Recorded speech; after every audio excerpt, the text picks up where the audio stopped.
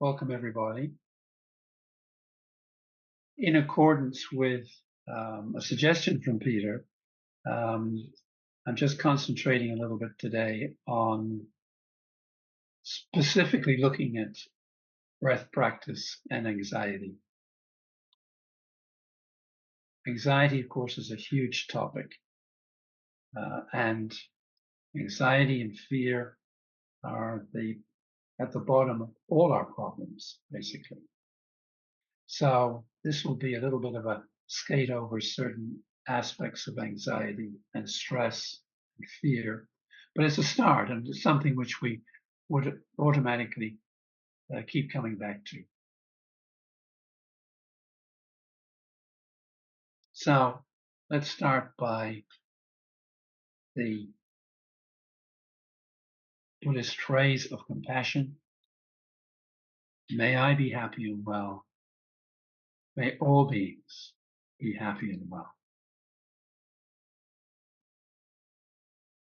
And all beings is all beings. Blades of grass, clouds, rabbits, humans, are all just beings in equal relationship with one another. Now, you will know, obviously, from our previous talks and sessions, there's an intimate relationship between breathing, practice, and the central nervous system. And when we're stressed, it affects our breathing. And if our breathing is out of rhythm, it affects how we feel. And they are a vicious circle that can easily reinforce one another and elevate us or pull us down into stress and anxiety.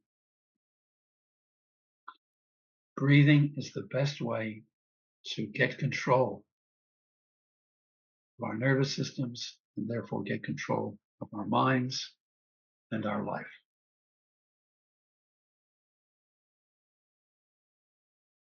So let's talk about breathing and anxiety. Specifically, to start with, breathing and panic anxiety. Now, if you suffer from panic anxiety, you know what it's like. This is a sudden build-up of very acute anxiety to the point where you feel that you're going to be overwhelmed somehow. You could faint, go crazy, or go who knows where, have a heart attack. Something drastic feels like it's going to happen to you. And it's very acutely stress-inducing and fearful. And one has to do something as quickly as possible to get it under control. Most people who've had recurrent panic attacks know there's a kind of forefeeling, there's a kind of a lead up. You get a bit of an aura as to, oh, this could be heading in a spiral upwards into a panic. And so you act immediately in the following way. As I said to you before, first of all, we breathe through closed hands over our mouth and nose, and we rebreathe. We just keep rebreathing, and trying to restore our low carbon dioxide level by rebreathing into closed hands or even a paper bag. Closed hands are better, it's less claustrophobic. That's the first thing to do. Second thing, if you can, start moving around. If you can move around, the activity helps to build up your carbon dioxide level.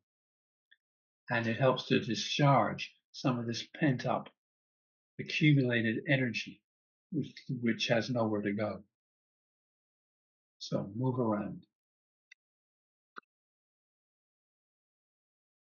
Keep your eyes open. Focus. but don't get too focused. Just make sure you're focused on something around you. This takes you away from the mind. And you say certain phrases to yourself as you try and slow your breathing. Most people will be able to manage a 4-4 rhythmic breath, slowing the breathing down to 4-4 and trying not to take deep breaths, but just taking enough breath,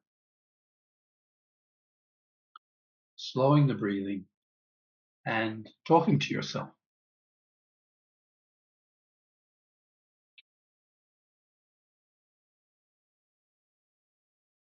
I'm slowing my breathing, slowing my breathing. I'm slowing my breathing. This will be over soon. This will be over soon. This will be over soon. It's just my chemistry, and I'm getting control of it. It's just my chemistry, and I'm getting control of it. It's just my chemistry, and I'm getting control of it.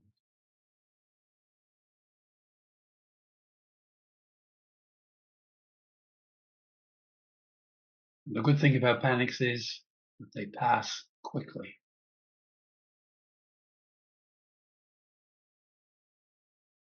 Some people who get recurrent panics feel very reassured if they have a pill in their purse,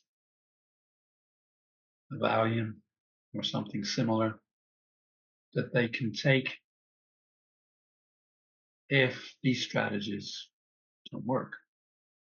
Well, the strategies do work, and the pill usually stays in the purse because it's just a reassuring presence.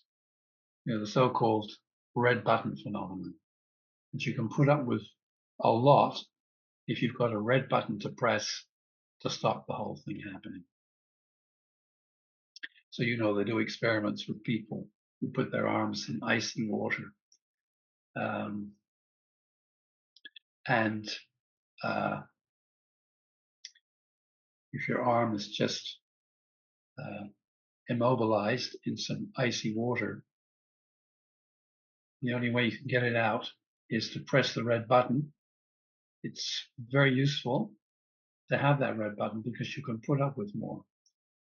You can keep your arm in the cold water much longer if you know you've got an escape available to you.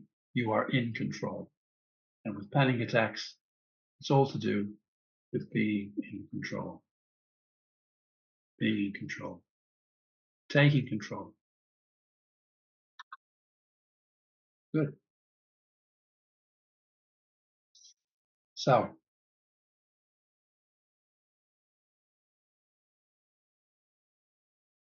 if you're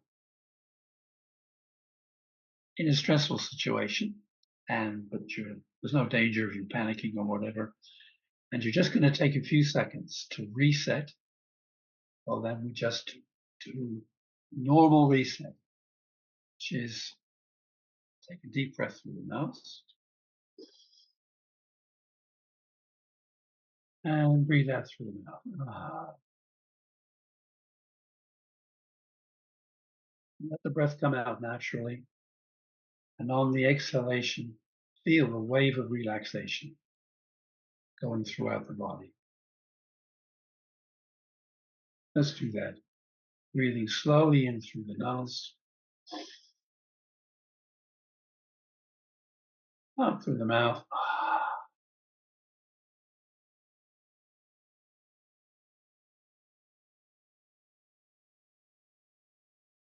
Feeling that wave of relaxation. And then loosening the shoulders.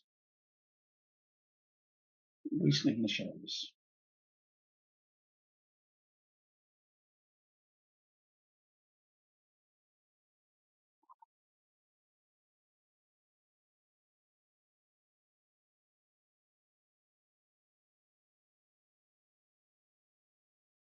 You can make a sound, of course, on the exhalation. You can groan.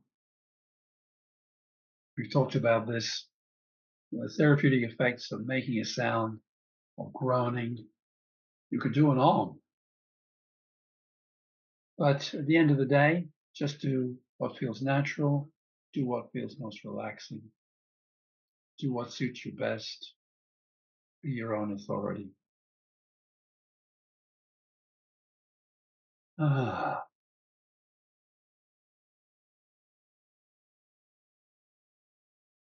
very good reset to do as often as possible. If you're sitting in front of a screen, by definition, your system is getting stressed. Doesn't matter what you're looking at. By definition, looking at a screen is stressing your system. So good to relax, loosen the shoulders. Do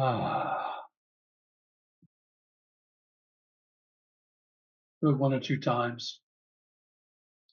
Don't want to do it too often, because there's always the danger of hyperventilating. Lowering your carbon dioxide too much and causing symptoms like dizziness, lightheadedness, tingling, etc., or making anxiety worse. But the 10-second reset is invaluable. And really one of the themes for the day is when we are looking at bringing down our general stress level, our general level of hypervigilance or hyperarousal, as we might also call it, the best thing to do is always to do little and often, to frequently monitor yourself during the day. Just check in occasionally. Remember to check in. All right. What's my body feeling like? Are my shoulders tense and tight?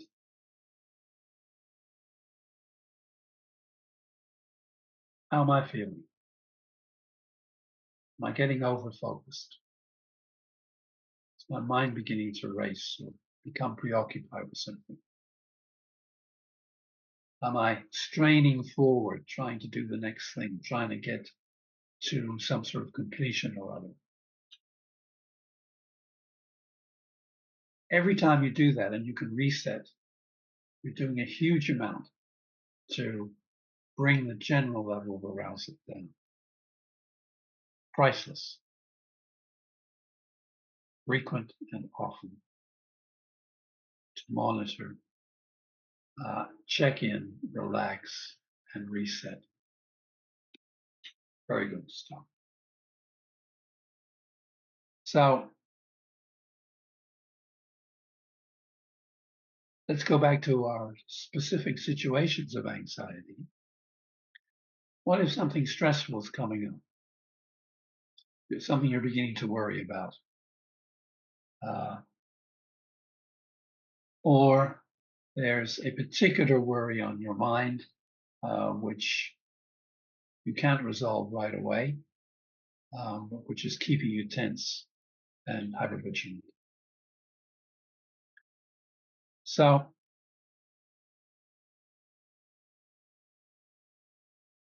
for all of those kinds of situations, as well as in general, rhythmic breath, I think, is our default practice.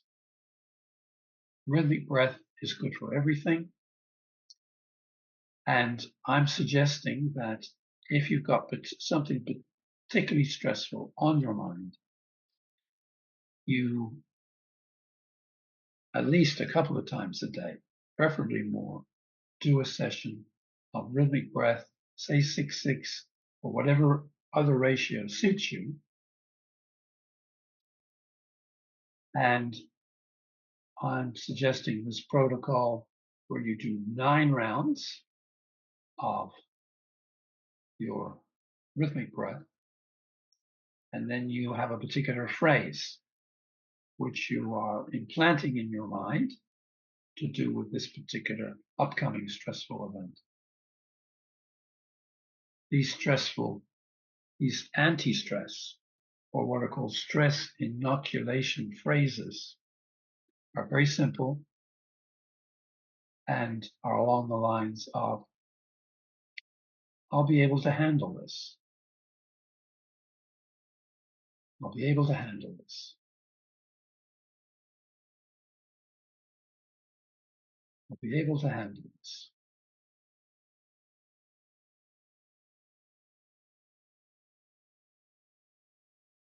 I remember to keep my breath steady.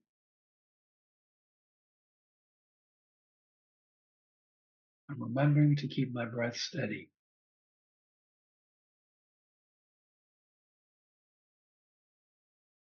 I've managed this before.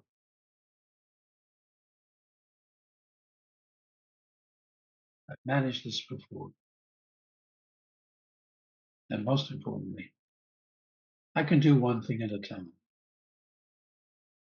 I can do one thing at a time.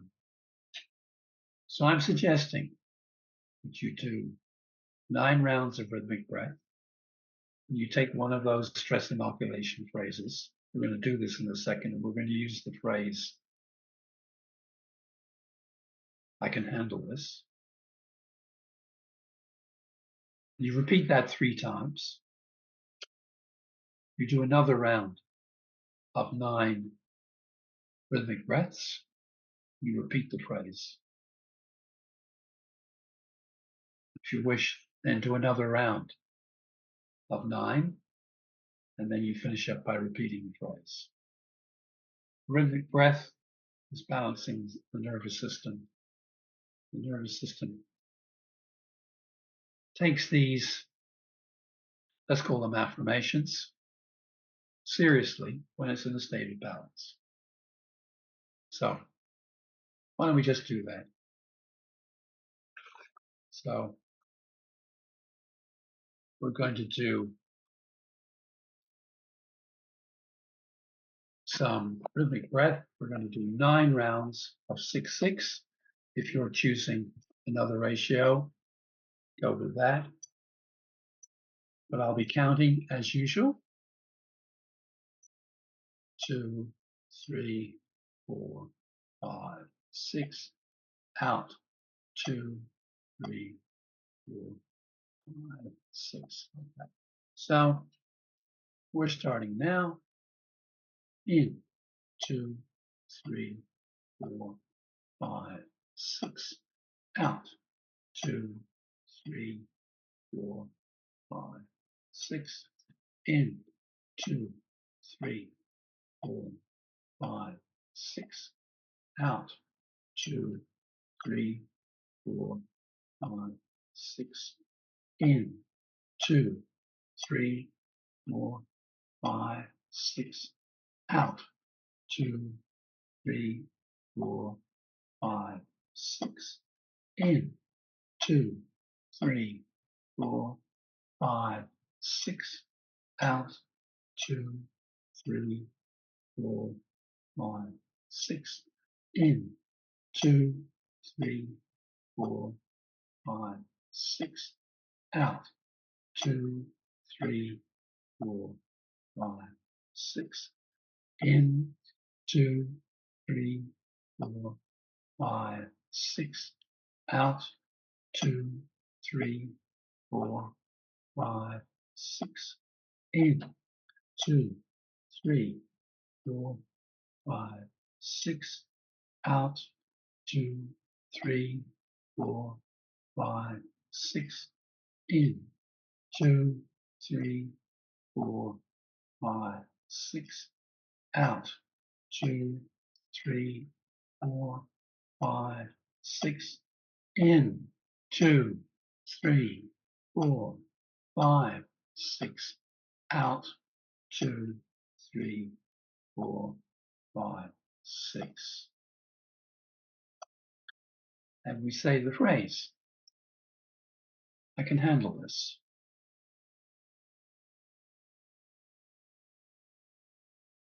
I can handle this.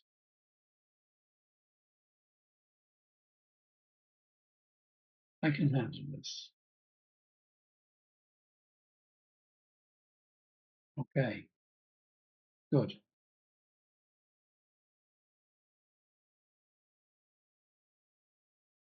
Some of you may all be familiar with the book Feel the Fear and Do It Anyway,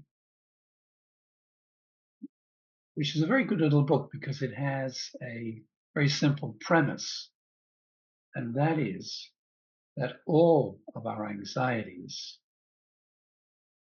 arise from our lack of confidence that we will be able to handle something. It doesn't matter what it is, we won't be able to handle it.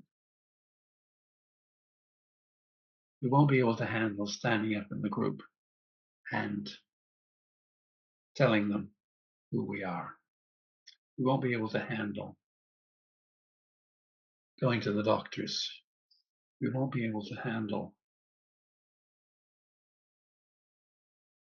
whatever it is,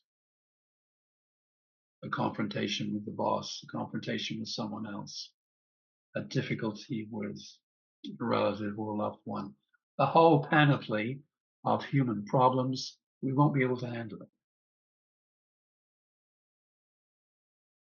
If we're confident that we can handle it, then what is there to worry about? Seriously. Seriously.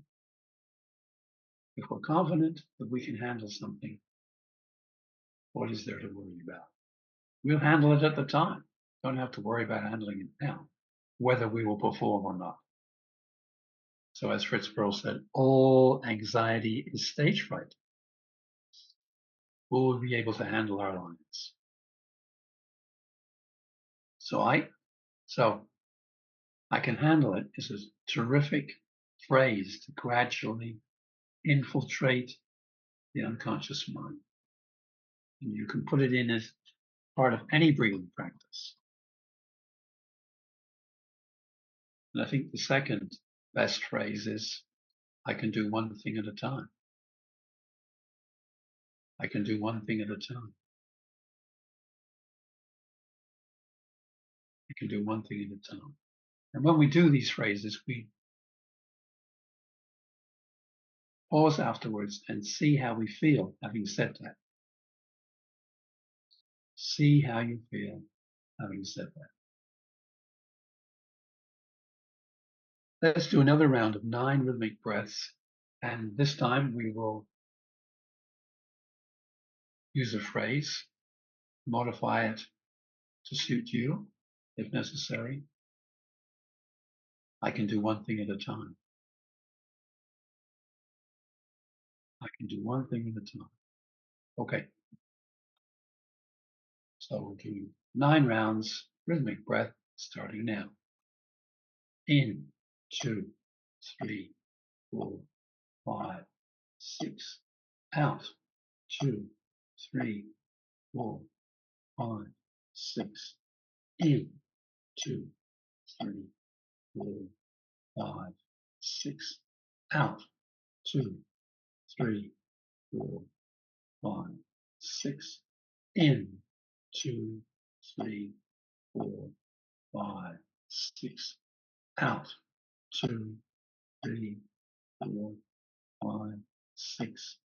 In, 2, 3, 4, 5, 6. Out, 2, 3, 4, 5, 6. In, 2, 3, 4, 5, 6. Out, 2, 3, 4, 5, 6. In, 2, 3, 4, 5, 6. Out, 2, 3, 4, 5, 6. In, 2, 3, 4, 5, 6. Out, 2, 3, 4, 5, 6. In, 2, 3, 4, 5, 6. Out, 2, 3, 4, 5, 6. In, 2, 3, 4, 5, 6.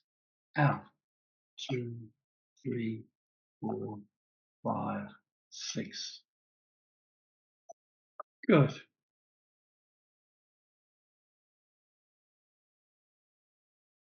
I can do one thing at a time.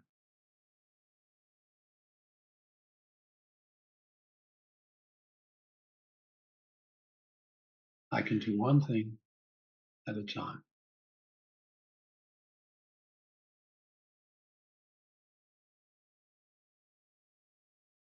I can do one thing at a time.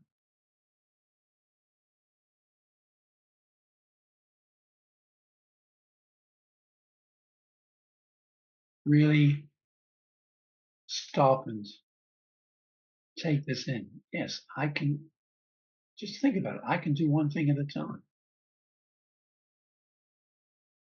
I will do one thing at a time. I will do one thing at a time.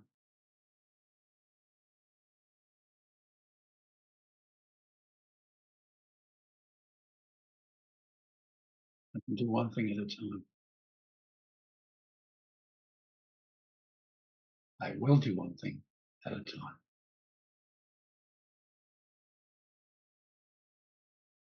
Good, good. But you've got to soak it in. You've got to soak the meaning in, the real meaning of doing one thing at a time. It means that you do one thing at a time. Thinking is not required when you do one thing at a time. You just do it. The brain is able to do it. You just get out of the way, just doing one thing at a time. Yeah, good. So that's preparing for something coming up or really working with something that's on your mind related to the future. These things are always related to the future. What if you're absolutely in the middle of a stressful situation? What do you do? Well, you're prepared for it in the way that we've been doing. And when you're in it, you basically are doing the same as with acute anxiety or panic. You're controlling your breathing. You're breathing through the nose always. No panting, please. Breathing through the nose. And you're saying to yourself, my breath is steady. I'm controlling my breath. My breath is steady. I'm controlling my breath. I'm handling this. I'm handling this. I'm handling this. I'll be through this soon. I'll be through this soon. I'm handling it. Everything's okay. I'm handling it. Everything's okay. I'm handling it.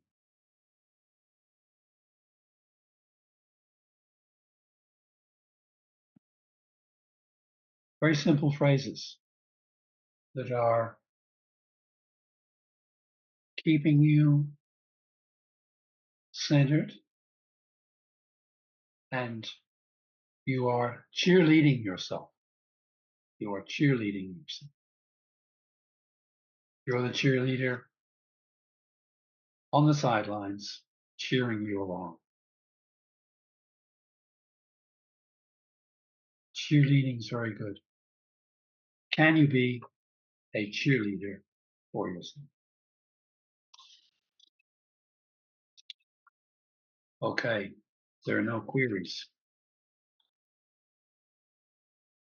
I will press on. What about dealing with anxiety in general in life? This is a huge topic, of course. Anxiety is the root of all evils. In Buddhism, the two things that are distracting us from our true nature are aversion and craving. Aversion being fear of things, and craving, of course, wanting things. The continual wanting of things, which is a hallmark of our culture, got to buy something new, got to buy something else, got to go to another channel, what's on YouTube, what's on Facebook. The craving for something new, acquiring something new, a new experience, often has as its basis fear. We're just distracting ourselves from our underlying feeling of insecurity and, to use the Buddhist term, dukkha, unsatisfactoriness, which is always there as long as we are not firmly rooted in the present and our minds are spacious and open and relaxed.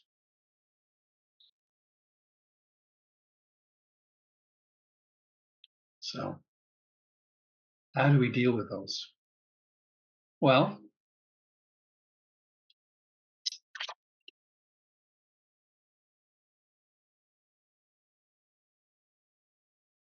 first of all,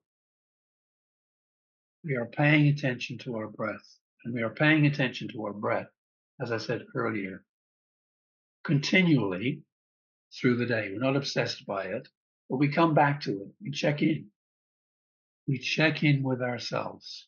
So the essence of dealing with anxiety in life is to remember to check in with ourselves. And when we check in with ourselves, when we remember to do so, we then can observe ourselves. And whatever is happening, we can apply a corrective. We can apply a corrective. We're observing our breathing. We're observing the sensations in our body. We're observing our thoughts.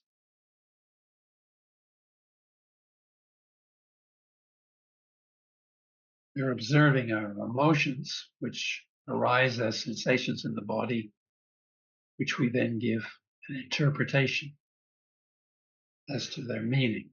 We tell a story about the sensations arising in our body. The stories are often wrong. Most of the stories we are telling ourselves all the time are not in accordance with reality. And that's the most important thing to know in controlling anxiety. That the stories we are telling ourselves about existence, particularly the stories which are causing stress and anxiety, are not the real story. They're not the real story.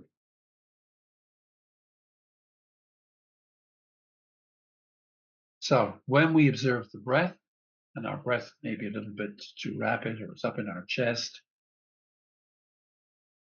or we may even have some symptoms of hyperventilation, we take a moment to lean back, relax the shoulders, and let the breath settle lower down in the abdomen. The diaphragmatic default breath. Diaphragmatic default breath. So we take a moment to let that settle. If we can't let it settle, no problem. We've just observed it. We then pay attention to what we're thinking.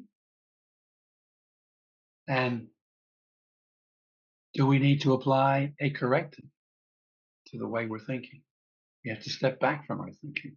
This is a great art, to step back from your thinking. get a little bit of distance on your thinking. And if you have a copy of my book, Living Space, you'll find there's a lot of wiseacring about distancing and creating space, which allows you to look at your thoughts rather than being identified with them. If you're identified with your thoughts, i.e., you're in your thought, we take it to be real, then you're gone. You are gone. You will be led by the nose by your thoughts, and the consequences will not be in accordance with reality. Stepping back from our thoughts, we can look at our thoughts and see if they are harmonious and on our side. The essence, I think, of dealing with ourselves, with our thoughts, sensations, etc., is encompassed in one phrase: am I a friend to myself? Am I a friend to myself? That's the first question we ask, probably the only important question. We look at our thoughts. Am I being a friend to myself? I love this little book.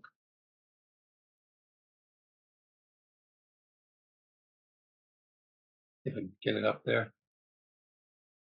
When I Loved Myself Enough by Kim Macmillan.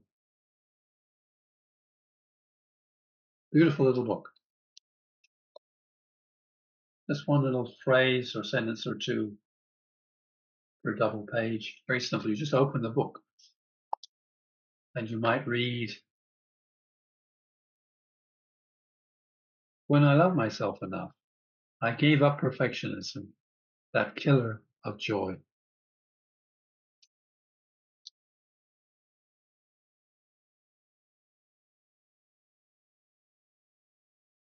When I loved myself enough, I saw that what I resisted persisted like a small child tugging my skirt. Now I am curious and gentle when resistance comes tagging. Beautiful little thoughts and phrases. When I love myself enough. I love that little book. So, am I being a friend to myself? And from that position, I can notice whether one of my subpersonalities, we've all got these subpersonalities, like the critic, the inner critic, is active. If you're waving a finger, then the critic is active. Critic is very powerful. It's only interested in personal survival. It's got the wrong idea about what will make you safe usually, but it's powerful and persistent. So you've got to be careful with the critic. You listen to the critic, don't fight the critic, just listen. Thank you very much. Hear what you're saying. I shall now go and make my own decisions about this. Thanks very much. Or it might be the inner child who may have various emotions and things to say, may not actually say very much, but the emotion is there. And that's what it's at the basis of what you're thinking. You may be thinking along the lines of, why does it always happen to me?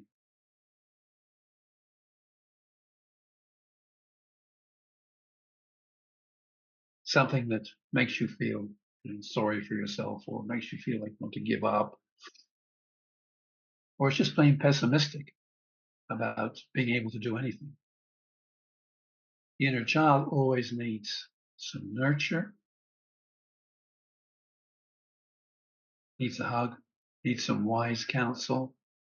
But obviously it's a child, so you keep it simple. So reassurance, hug, explanation as to what you're going to do, the reassurance that it needn't be so afraid or pessimistic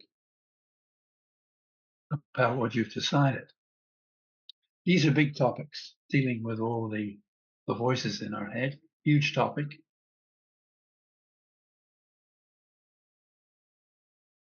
This is just a little first go at it. It's something we can certainly address in due course again. But it's all part of self-observation, self-remembering, seeing what's going on in our heads, stepping back, taking it all into account, but making our decisions on the basis of being a friend to ourselves,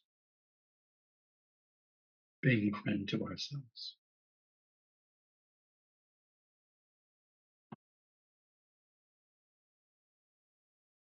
There's lots of books on self-talk and how we talk to ourselves.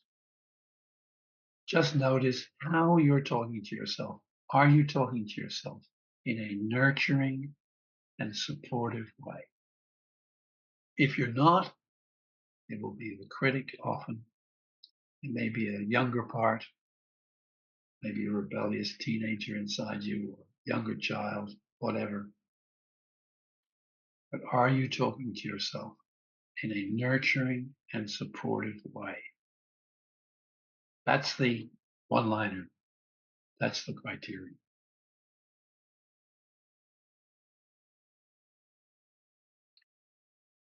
And you're breathing. You've taken that break, and all this can be accomplished, of course, very profitably if you go through this, the breathing and the self-talk, when you take an ultradian break for 5 or 10 minutes. If you're picking up when your ultradian break is due, just check in with yourself. How am I? How am I? How's my breathing? Uh, how's my, how am I feeling? What's happening in my thinking and my feeling? How am I doing? How am I doing really? What's happening? And encouraging yourself in a nurturing, supportive way. Okay. Now, I know we're not doing much breathing today, but we'll return to that in due course. But I think just outlining some of these points about anxiety is going to be beneficial. The other thing with general anxiety in life is to make sure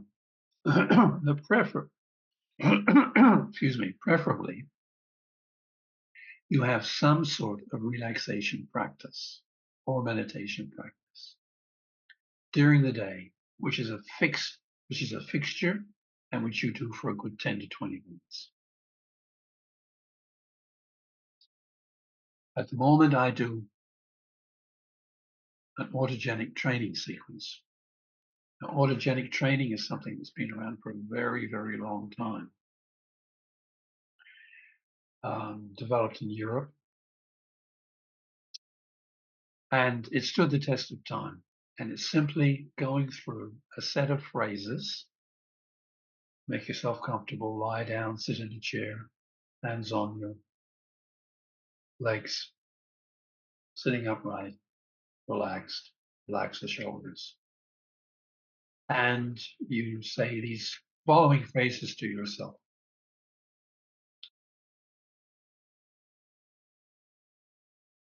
You don't do anything. You don't try and feel what the phrase is describing.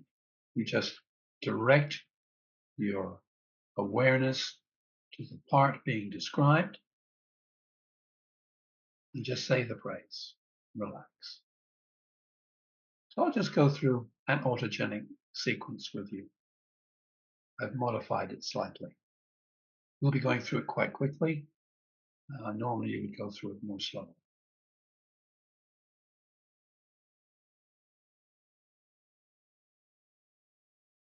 My right arm is heavy.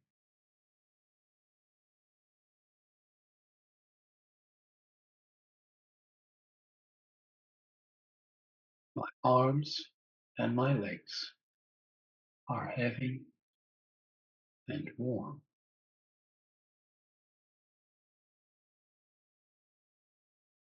My arms and my legs are heavy and warm.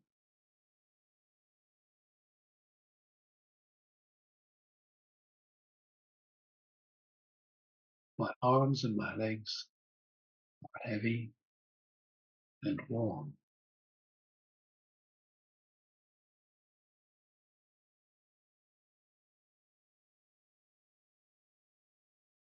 My heartbeat is calm and steady.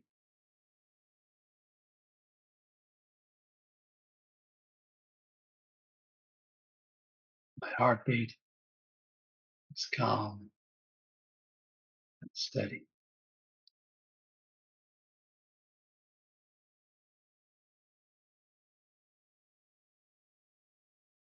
My heartbeat is calm and steady.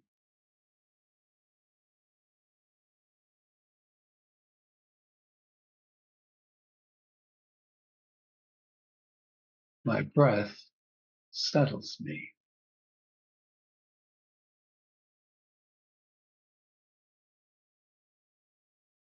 My breath settles me.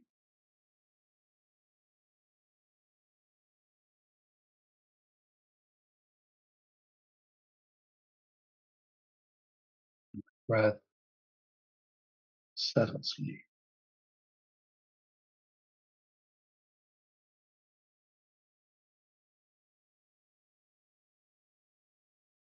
My solar plexus is warm.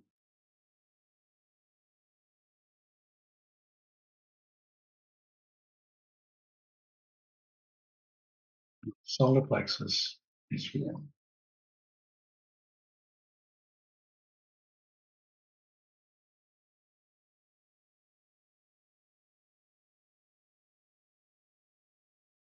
My solar plexus is warm.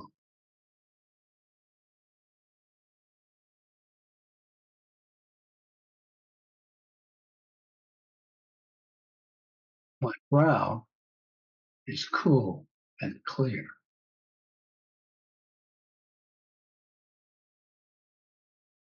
My brow is cool and clear.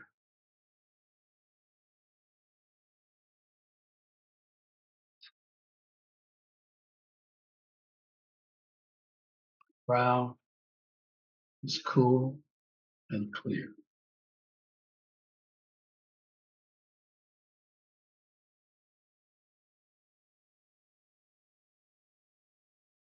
My shoulders and neck are heavy.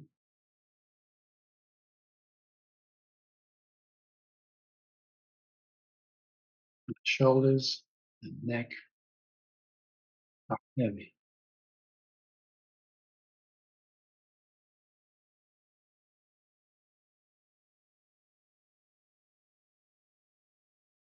My shoulders and neck are heavy.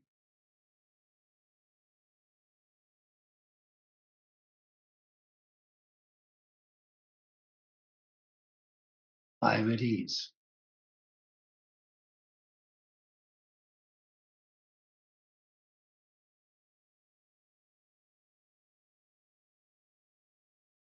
I am at ease.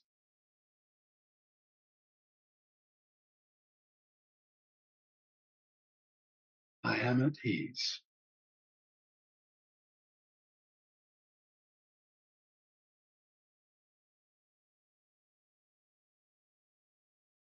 And then at the end, one may wish to insert an affirmation, general or specific.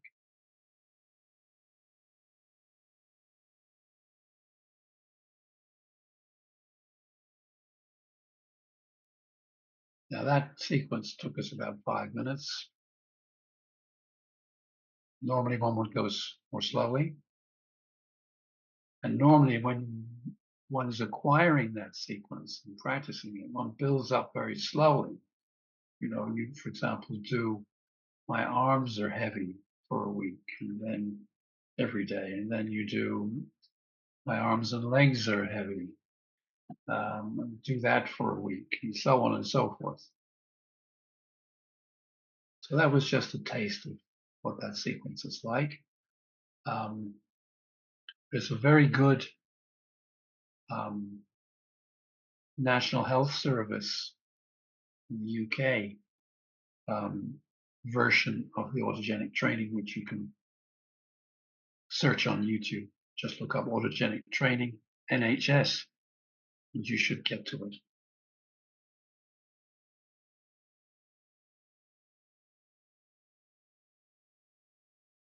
Good. So essentially, I'll finish with this idea that at the end of the day, in dealing with anxiety, we are, in general, creating a spaciousness of mind in which we do not cramp down around our thoughts and feelings and identify with them as if they were real. Yeah. We create a spaciousness and an openness and let things continually flow through. This requires quite a lot of letting go. And again, there's quite a lot on that in the book, Living Space. One of the best things I've ever read about anxiety is in this little book, Tim Burkett's book, Nothing Holy About It. Tim Burkett is an American Zen practitioner. He studied with Sensei Suzuki. And it's a great little book. And he has a chapter making peace with the fear body.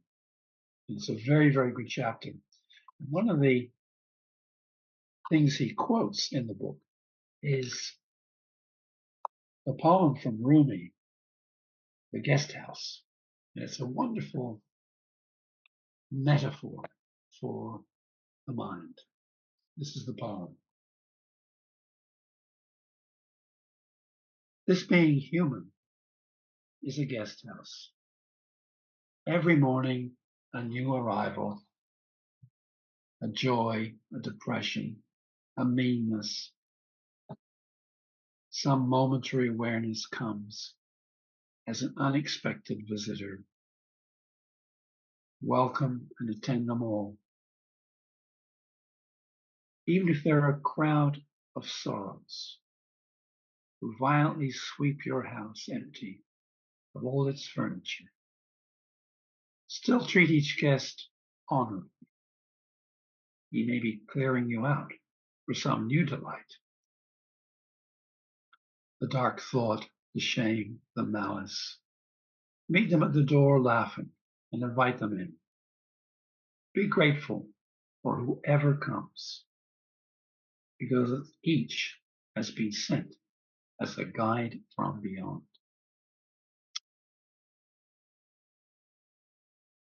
That's a poem from Rumi, and it's a great poem about becoming spacious, allowing things to pass through, welcoming what goes on in our mind without judgment, allowing things to go through, and looking after our house. It's a guest house for everything that comes and goes. Look after it. Be a friend to yourself. Be a friend to your house. Enjoy living in your house.